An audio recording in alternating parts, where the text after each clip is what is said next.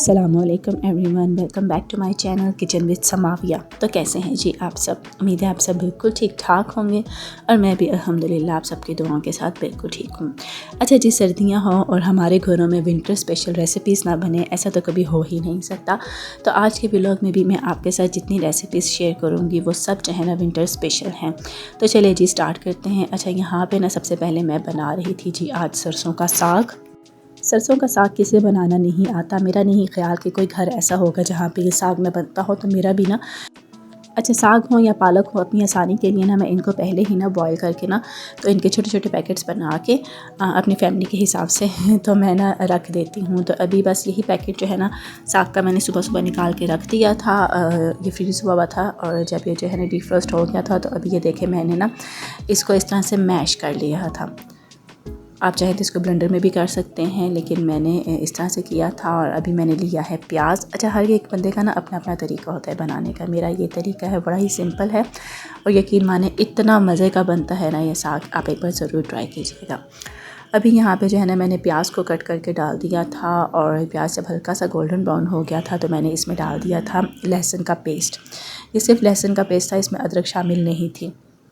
उसके बाद डाल देंगे जी हम इसमें कुछ मसाले, जिसमें मैंने इसमें शामिल किया था नमक था, लाल मिर्च का पाउडर था, सूखा धनिया पाउडर था, कुटी हुई लाल मिर्च थी, हल्दी पाउडर था। और ये जो है ना आप अपने टेस्ट के हिसाब से ऐड करेंगे सारे कि आप कितना बना रहे हैं। मैं क्योंकि कम क्वांटिटी में चीज़ बनाती हूँ क्योंकि हमारी फैमिली जो है ना वो छोटी सी है माशाल्लाह से, तो उस हिसाब से मैं चीज़ बनाती हूँ और फिर मसाले भी ना मैं उसी हिसाब से ऐड करती हूँ। अभी जो है ना मैंने इसमें थोड़ा सा पानी ऐड कर दिया था ताकि मसाले जो हैं वो अच्छे से मिक्स हो जाएँ। और जब हमारा ये मसाला रेडी हो जाएगा तो ये जो मैश किया हुआ साग मैंने रखा हुआ था इसको मैं इसमें डाल दूँगी। बस इसको अच्छे से मिक्स करेंगे और फिर इसको हम पकने के लिए छोड़ देंगे। अच्छा जी, और अब मैं इसमें शामिल करूँगी कुछ जो है वो कटी हुई हरी मिर्चें, ये मैं इसमें डाल दूँगी। इसको भी मिक्स करेंगे और फिर थोड़ा सा, बिल्कुल थोड़ा सा पानी ऐड करके ना मैं इसको पकने के लिए छोड़ दूँगी। ऐसे तो ये पहले से बॉईल हुआ था, लेकिन फिर भी ना इसको कुक करने में थोड़ा सा टाइम लगता है। और ये देखिए जी अभी इसको मैं कवर कर दूँगी और जब ये ना तकरीबन कह लें 10 से 15 मिनट गुजर जाएंगे तो फिर आप देख लीजिए ये इस तरह से कुछ हो गया था। और अभी मैं इसमें ऐड कर रही हूँ 1 टेबल स्पून के बराबर ये देसी घी। आप चाहें तो मक्खन भी ऐड कर सकते हैं, लेकिन मैं इसमें देसी घी ऐड करती हूँ। बड़ा ही मज़े का एक टेस्ट आता है इसमें इस तरह से।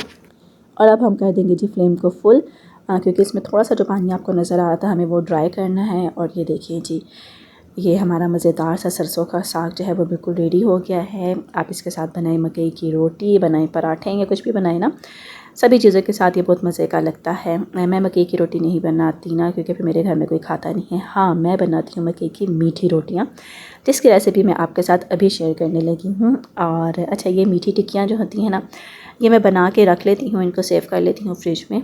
और फिर मतलब कभी शाम की चाय के साथ दिल करेंगे, सुबह नाश्ते में, या आप बच्चों को जो है ना वो लंच बॉक्स में भी इसको दे सकते हैं। अच्छा, सबसे पहले मैं आपको बता दूं, मैंने यहाँ पर ये था मकई का आटा, ये मैंने लिया था तकरीबन 6 कप के बराबर। और इसको मैंने अच्छे से ना छान लिया था। मकई के आटे 2 किस्म के होते हैं, एक जो है थोड़ा येलो वाला होता है, एक वाइट वाला होता है, दोनों अच्छे होते हैं। और मेरे पास ना ये वाइट वाला था, ठीक है ना। अच्छा, अब मैं इसके बना रही हूँ जी ये पानी। अच्छा, ये मैंने लिया था 1.5 कप पानी, नहीं सॉरी, मैंने लिया था 2.5 कप पानी लिया था। और नॉर्मल कप जो होता है आपके घर में, उसमें मैंने शामिल कर दिया था 1.5 कप के बराबर चीनी का, ठीक है। इसको हम अच्छे से गर्म कर लेंगे तब तक जब तक चीनी जो है ना इसमें मिक्स नहीं हो जाती। गर्म इसलिए करेंगे, गर्म पानी में ना मकई का आटा बहुत अच्छे तरीके से गूंदने होता है। और कुछ लोग होते हैं ना जो इसी के बीच में चीनी का पाउडर बना कर डाल देते हैं और फिर नॉर्मल पानी से गूंद लेते हैं, वो तरीका भी सही होता है, लेकिन मुझे ये तरीका बेस्ट लगता है। अच्छा, अभी 6 कप मकई के आटे में मैंने डाल दिया है तकरीबन 2 चम्मच के बराबर, 2 बड़ी चम्मच यानी कि टेबल स्पून मैंने डाल दी है जी पिसी हुई सौंफ। और 1 टीस्पून मैंने इसमें डाला है नमक। और उसके अलावा जो था मैंने इसमें हाफ़ टी स्पून डाल दिया था इलायची का पाउडर। और अब मैं इसमें शामिल कर रही हूँ जी ये 2 अदद अंडे। पानी को हमने सिर्फ इतना पकाना है कि इसमें जो है चीनी मिक्स हो जाए। और ये देखिए जी ये गरम गरम पानी रेडी हो गया है। इसमें मैंने सिर्फ चीनी ऐड की थी और कुछ भी ऐड नहीं किया था। मैं फिर बता दूँ 2.5 कप पानी लिया था और 1.5 कप चीनी ऐड की थी। अच्छा जी, अब इन सब चीज़ों को हम मिक्स करेंगे और ये थोड़ा थोड़ा पानी डाल के ना हम इसको गूंद लेंगे। लेकिन मैं आपको बताऊं कि ये ना फिर पानी जो है ना कम हो गया था और इसके बाद जो है ना मैंने इसमें मीठा चेक किया था तो मीठा भी इसमें काफ़ी कम था। फिर मैंने क्या किया, मैंने 1 कप पानी और लिया और उसमें मैंने शामिल कर दिया 1 कप के बराबर चीनी। उसको फिर मैंने इसी तरह से पकाया और फिर दोबारा से मैंने उसका ये इस तरह से शीरा बना के तो मैंने इसे गूंद लिया। तो तब जाके ना इसमें मीठा थोड़ा बराबर हुआ था, क्योंकि इसमें फिर मीठा कम भी हो ना तब भी अच्छा नहीं लगता।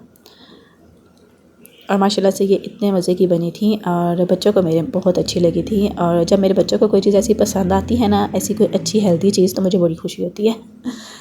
और अब ये देखिए जी, यहाँ पे आटा जो है ना वो सारा मिक्स हो चुका था, लेकिन पानी ख़त्म हो गया था तो दोबारा ये मैंने बना लिया था 1 कप पानी 1 कप चीनी लेकर। और अब ये सारा जो है ना मैं इसमें डाल दूँगी।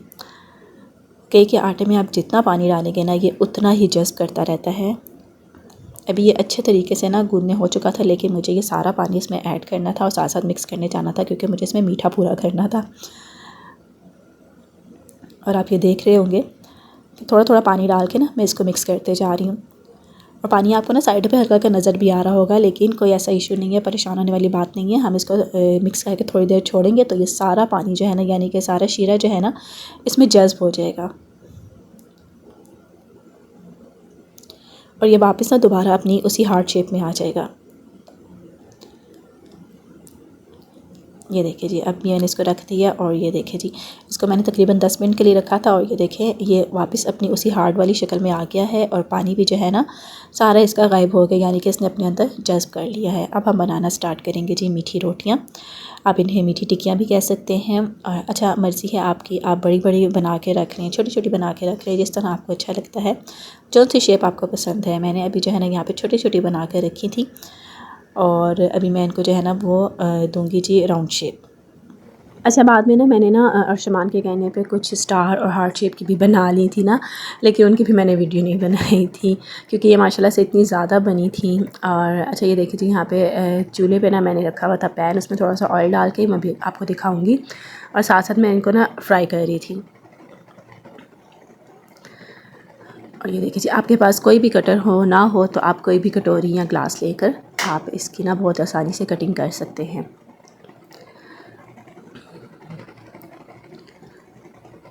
और ये देखिए जी, ये मैं आपको दिखा रही हूँ, ये मैंने इनको जो है ना पैन में रखा हुआ था, ये मीडियम फ्लेम पे मैं इनको फ्राई कर रही थी। आप इनको सूखा भी खा लें तो बड़े मज़े की देती हैं, अदरवाइज़ चाय के साथ, दूध के साथ बच्चों को दें तो मतलब हर एक चीज़ के साथ ना बड़े मज़े की लगती हैं ये, और मज़े के बाद कि हेल्दी होती हैं। और ये देखिए जी, ये फ्राई हो चुकी हैं। अब इन सारों को ना मैं निकाल लूँगी और उसके बाद दोबारा से थोड़ा सा ऑयल डाल के मैं बाकी जो मैंने बना के रखी हुई थी ना साइड पर, उनको मैं फ्राई कर लूँगी।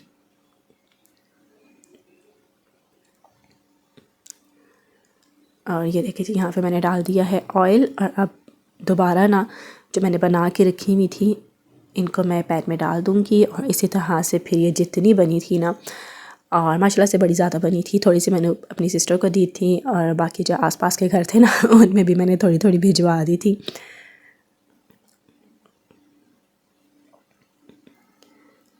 और ये देखिए जी, इनको हम रख देंगे। और अभी मैं आपको दिखाती हूँ जी मीठी रोटियाँ, मीठी टिक्कियाँ। ये देखिए बड़ी मज़ेदार सी बनी थी ये और बहुत सॉफ्ट थी ये अंदर से। अच्छा, जब ये ठंडी हो जाएंगी तो फिर इनको मैं ना किसी भी बॉक्स में डाल के मैं इसको फ्रिज में सेव कर दूँगी।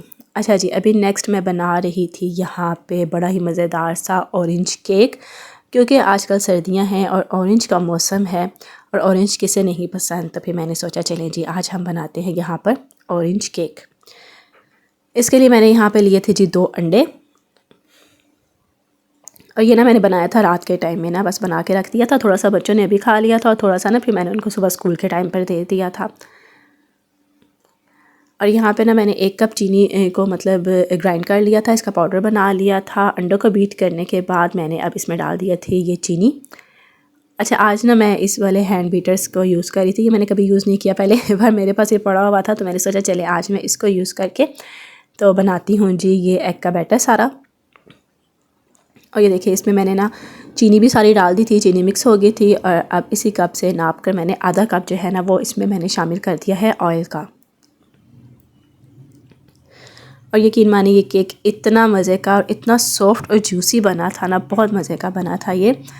अच्छा, यहाँ पे मैंने ले लिया है स्ट्रेनर। मैं इसमें शामिल करूँगी जी 1 कप मैदा। अच्छा, ये मेरे पास ना आधा कप था और इसलिए मैंने 2 डाले हैं। और ये हो गया 1 कप मैदा मैंने इसमें डाल दिया है।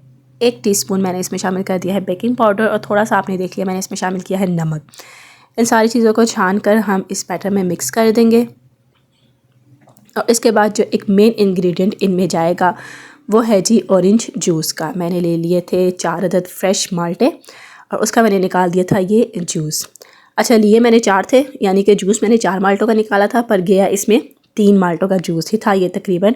सारा मैंने इसमें नहीं डाला था, थोड़ा ही ऐड किया था और फिर थोड़ा डालने के बाद मुझे ये अंदाज़ा हो गया कि इसमें बस इतना ही काफ़ी है और नहीं जाएगा। और ये देखिए जी, ये बैटर जो है वो बिल्कुल रेडी हो गया है। ये जूस मेरे पास बच गया था तो इसको मैंने ना बाद में पी लिया था, क्योंकि माल्टे का जूस ना आप रख नहीं सकते, आप बनाकर फ्रेश बनाकर आपको उसी टाइम जो है यूज़ करना होता है, या अगर आपने पीना है तो उसी वक्त पीने। थोड़ी भी देर आप इसको रखेंगे ना तो ये कड़वा हो जाता है, इसलिए फिर मैं इसको बाद के लिए नहीं रख सकती थी, मैंने इसको पी लिया था। और अभी जो लास्ट चीज़ मैंने इसमें डाली है ना, वो मैं पहले डालना भूल गई थी। ये मैंने इसमें डाला है ऑरेंज एसेंस। ये ऑप्शनल है, अगर आपके पास है तो डाल दें, वेल एंड गुड, नहीं है तो कोई बात नहीं।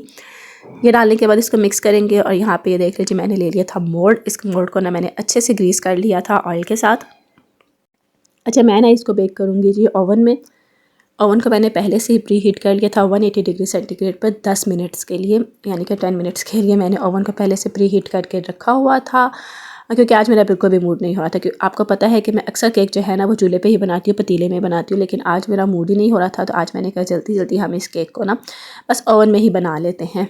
तो ओवन जो है वो प्री हीट हो चुका था। अभी हम रख देंगे जी इसमें केक और इसको टाइम लगाएंगे जी हम तकरीबन 30 मिनट्स का, यानी कि आधा घंटा मैं इसको लगाऊंगी और आधे घंटे बाद हमारा केक जो है ये एकदम से परफेक्टली कुक हो जाएगा।